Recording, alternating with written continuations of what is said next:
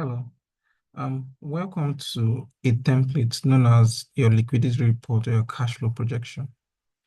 So typically, most businesses are very interested in how they are from a liquidity standpoint or how much cash they will need uh, in terms of or a period of time. Now, this could be prepared either weekly, monthly, right? It could be quarterly, meaning that the cash flow projection should show your cash need for the next 2 to 3 weeks, or it could show your cash need for the next 2 to 3 months, or it could show your cash flow need for the next 12 months, right? Depending on how the business deems it necessary. Sometimes you may even prepare them in different forms, right? You can have the one for that would capture in weekly forms, right?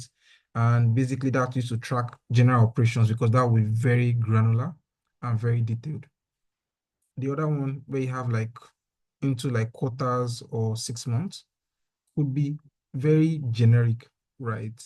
Because at that point in time, you're more concerned about whether the business is able to meet up certain operational need cash flow wise for the next 6 months, but it's not going to be very precise. The shorter the period, the more precise it is.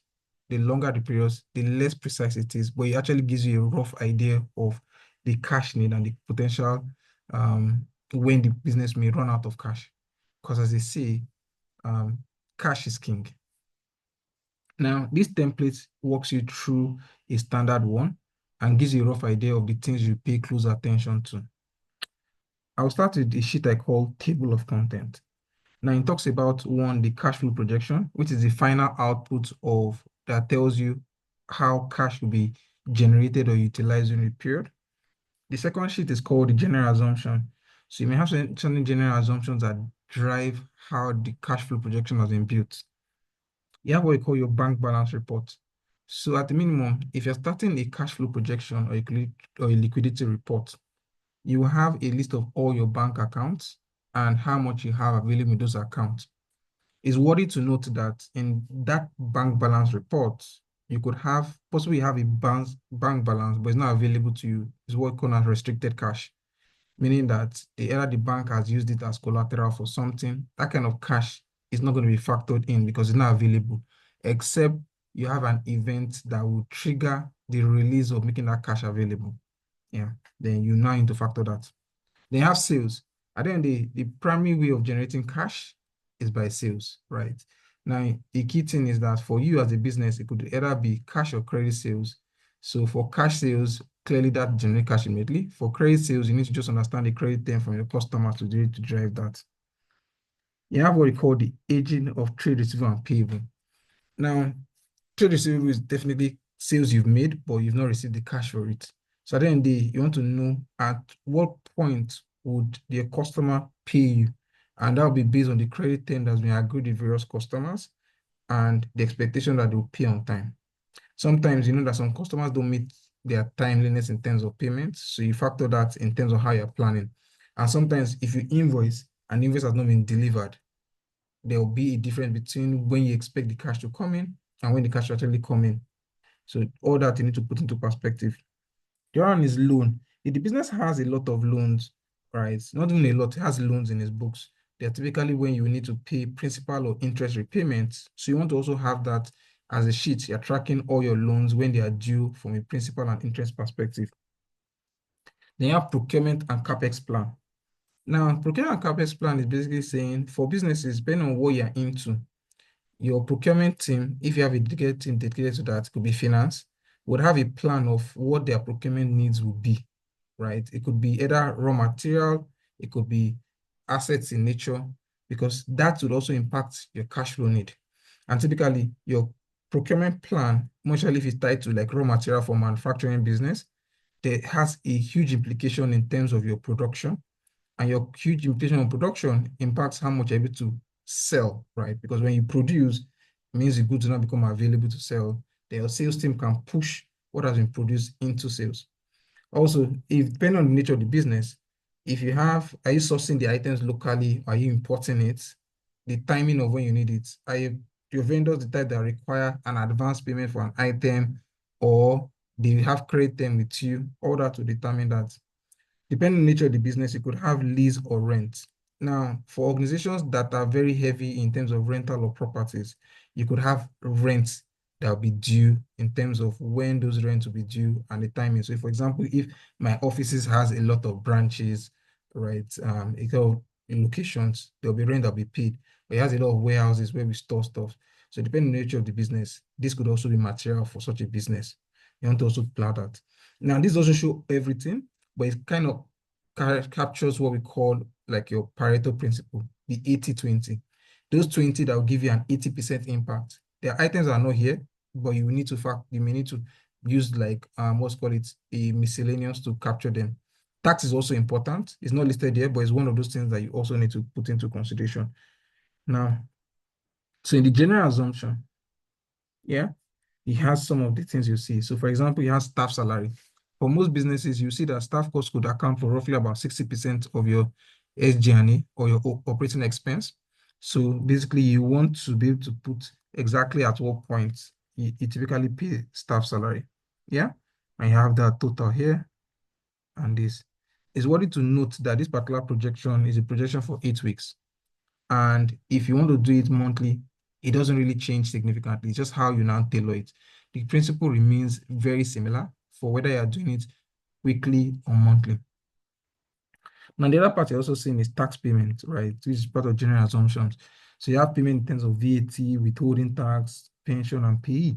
And you know at what point in the week you usually pay such remittances to ensure your compliance. So you want to plan that payment alongside. Yeah. So you have here, in some scenarios, you want to know your minimum cash balance. So for some businesses, they want to track the minimum cash balance that they would have, meaning that at any point in time, if the cash goes below, there's a trigger to tell you, oh, you're running out of cash, you need to do something, right? You want to have a minimum cash balance. Then you have a miscellaneous. Okay, how much do you think that generally you also want to cover other expenses that are also going to be incurred as a result of running the business? Now, this is your bank balance report. So you basically list all the bank accounts and how much you have there. Yeah. So you list all of them. Based on the nature of the business, right? You may want to separate um, bank balance in local currency from bank balance in foreign currency, because typically your bank balance in foreign currency tells you, oh, this is how much in foreign currency I have to be to settle expenses that are in foreign currency.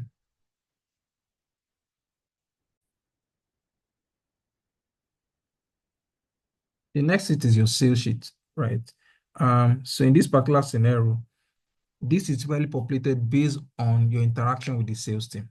And they can easily tell you, oh, within the next period, we expect to be selling this amount of these products, right? Either the average per week, or they'll tell you, oh, they expect that this volume is sold by this week, by this time. And this is the average price, right? And how much you get. Now, like I said, this may not translate into cash, depending on the kind of terms you have with the customer. It could either be one, if it's a cash sales, definitely employ it into that week. If it's credit sales, you now have to now be able to project, oh, I sold it in week 6. The expectation is based on credit term with the customer, I'll get collection in 2 weeks' time. And that's how you look at it into how to fit into your cash flow projection sheet. Yeah. So here basically, you're basically putting the various products, the quantity and their price and the sales value. So you see that what is projected here. Now, depending on how it may vary, right, what someone else could do is potentially have the quantity stated for various products here, and they have their prices. And you can create a similar structure here, where you're just basically putting the price of the product here, and you're multiplying whatever quantities coming out from this week. So for example, if I have 5,000 here, and we're saying that the price is what? This amount. So here you just put is equal to this times this amount here. Yeah. So it gives you like the sales value. So like here where we assume that the quantity sold is fixed here, you could have varying quantities that will be spread across the period of the week. Yeah. And you just have your price and you can multiply it and be to populate here with the actual sales value. So that's an alternative way of treating that. So with this will now fit into your cash flow projection here. Yeah, where you are seeing new sales, we have linked here. So if I press Control, open square bracket, it fits into this place. Yeah, so you can see 806. If I come here, you can see there. So you see all the figure here fitting into that place. Now, you see customer collections from receivable. Now I have my trade receivable here. These are all my customers that are listed here and the aging of their receivable. So the idea is that the expectation is based on how the receivable has been aged. I will collect this one in week 1, collect this in week 2, week 3. So basically the idea is that you get your aging report and be able to convert that aging report into the timing of when those collections will come in. So you can see that that is spread across all the way to week 8. And if I go to the cash flow projection sheet, I have linked it straight from there. So if I press Control square, open square bracket, she's picking the figure here. So it's picking all my collections into my cash flow projections. Yeah. Then here, you see there's a new line called new loan, which is what's in, we're having roughly about 2 million. Yeah, where everything is in thousands. So this is also linked to my new loan sheet. So if I press Control, open square bracket, it takes me to loan. Yeah. So by populating the amount here, based on the timing of when I expect that loan will come in this sheet, right? So you can see nothing here. I put this amount 2 billion. I put the amount here 1 billion. So if I go to my cash flow projection sheet, you see 2 billion and my 1 billion. Yeah. So with this, if you add everything here, F2, it sums up all my collections. So all these are all my inflows. Like I mentioned, in the cash flow projection, you have 2 major sections: inflows, outflows, then where you have the balance of your cash. Yeah. So I populated all the potential inflows here.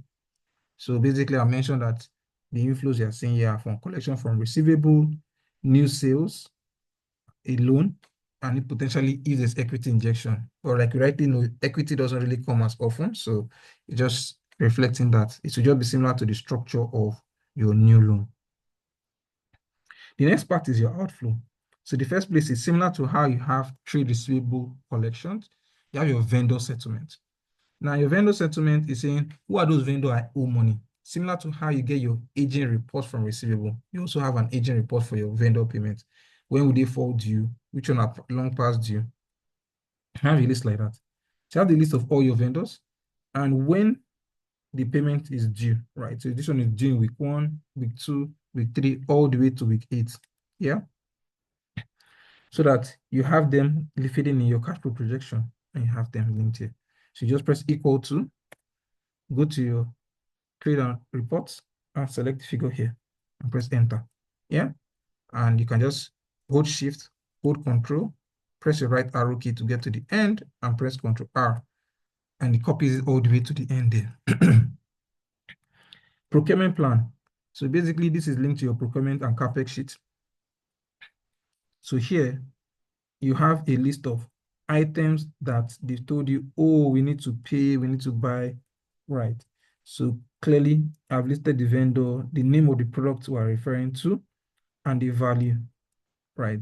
And exactly at what point we need to pay, either advance or part payment as the case may be. So this is typically you'd get from your procurement team or even the finance team handling it to say, oh, this is when we expect to pay for various products. The idea is that when this report is being discussed with senior management, sometimes they need to also see, beyond just saying, oh, this is the cash flow projection, how we utilize it. They want to see the breakdown of how the cash will actually be utilized. So for example, they say, oh, they can easily say, oh, no, this item, we don't think we need to buy it at this time. I think we should bring it earlier because it's very important, or we can delay the payment of this to sometime in week 8. So that way, the cash flow projection can actually alter. Yeah. Or say, oh, this product no longer required. Take it out completely. We don't need it again. Delete it. So that way, they're able to see that level of granular detail. Yeah. Now, beyond that, they're able to see vendors, right? So basically, it could be product by product or by vendor and say, oh, we need to pay this vendor for the same amount. So I've done both approaches where I've listed the product and where I've listed the vendor. In this particular case, it's potentially could have created the PO or their what's called it, a quote from the vendor already. So you just have the quote and listed here and referencing it. So it's clear. So anybody that sees it understands exactly what's happening. So here you are seeing the total procurement need. Yeah. So here is basically saying what our capex plan. Do you need to buy truck? Are there new machineries you need to pay for? Are there computers? Is there construction of a warehouse? Anything you need to capex, right? And saying how much cash we need to pay out. Sometimes this may not be the full amount that needs to be paid, maybe part payment, maybe a balance payment, just reflecting that so that it all fits back into your cash flow projection. Yeah. So you're seeing my procurement plan and you can see my land for capex. So both of them covered and they're all linked. Yeah. And like we have in our general assumption salary. So this feeding from my general assumption in terms of salary, and I can feed that here. So at what point in the week do we pay salary and feed into this? Very important. Don't forget, staffs are very happy, right? You don't want to delay staff salaries. It's all very important that when you're planning, it's a standard thing to plan for the payment of your staff salary. You have loan repayments. So typically you have your loan schedule that talks about the various repayment that are due, either in terms of principal or interest or a combination of both. So you want to be able to track all the loans that were various lenders and the timing of when the expectation of that payment will be made. So you list it here and you can plan for it. So you basically list all the lenders, can add new lenders as the case may be here, such that you're able to put in the repayment or the interest, as the case may be. Now, you have tax payments, similar to how you have staff salary in your initial sheet, you also have it here, such that you can now add the payments due to tax just by linking it. So you see here, equal to, go to your general assumption, and you have tax payments, you just place here, press enter, and you can link it all the way. Then you have miscellaneous. So sometimes there are things that that, oh, you spend money on every week, but there are small items. You already have on the average how much that spends in. So you basically, in your assumptions, that's also linked here, and I have it here. So I have all my outflows. So here, this is my opening cash balance here, which is what I put here. You see it's linked to my bank balance report. If I press Ctrl open square bracket, you see it linked here. If I press F2, you see there is a sum of the figures all the way up here. Yeah. So that is linked into my cash flow projection and my cash balance here. So all I need to do is always ensure I populate this and ensure that the figure here links up here. So my closing balance the previous week will be my opening balance the next week here. Then I have my net cash flow, which is basically my inflow less my outflow. So if I, for example, I have what's called it, a this, for example, saying that I have a net cash inflow. So my cash balance increases. Yeah. So you see here also I have a net cash flow, so my cash balance increases, and it does that. Until it gets here, I have a negative, so it reduces my cash balance. Here increases it, here increases it, here reduces it. Here there's a repayment, right, of almost 4.5 billion. You can see that I've run into an overdraft. So it's telling me that already clearly by week 8, I have a problem with cash, and that's why it's taking a cash issue, because here I have less than 500 million. So let's even just take it down. For example, the major reason is vendor settlement and loan repayment. Yeah. Let's say let's take out the 2.9 billion, right? So I press Control, open square bracket to go to loan, 2.9 billion. So now I want to still have cash balance, but I want it to be lower than my lower than my 500 million cash balance. So let's put, let's say put, let's put 2.5 billion. 1, 2, 3, 1, 2, 3. Sorry.